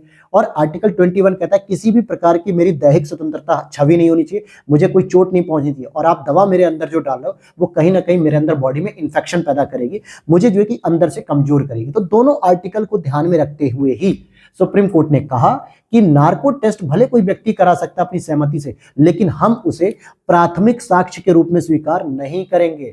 प्राथमिक मतलब ये नहीं कि इस व्यक्ति ने नार्को टेस्ट में ये बोला कि हाँ मैंने इस व्यक्ति का रेप किया, हाँ मैंने इसके साथ गलत किया और आप उस आधार पर सजा दे दो, ऐसा नहीं हो सकता। सुप्रीम कोर्ट ने स्पष्ट कहा है कि भाई प्राथमिक साक्ष्य के रूप में हम इसे नहीं मान सकते, लेकिन इसे हम अंतिम साक्ष्य के रूप में तो मान सकते हैं। जब हमारे पास जितने भी साक्ष्य थे उससे ये प्रूफ नहीं हो पा रहा है या मामला पेचीदा होता जा रहा है, तब हम इस साक्ष्य का प्रयोग कर सकते हैं। लेकिन एक सिंगल लाइन में मैं आपको कहूं तो इसको हम साक्ष्य मानते ही नहीं है। क्लियर है बात? तो अब यहाँ पर और सारे टॉपिक्स हमारे कंप्लीट हो चुके हैं और अब हम लोग अगली क्लास में यानी कल आपको जरूर मिलूंगा इसी समय, शाम के समय 6 बजे तक आपको क्लास मिला करेगी। सुबह नहीं हो पा रही क्योंकि टाइम नहीं मिल पा रहा है दोस्तों, 2-3 दिन और व्यस्तता रहेगी, तो अभी आपको शाम में मिलेगी। और नेक्स्ट टॉपिक हमारा शुरू होगा इलेक्शन।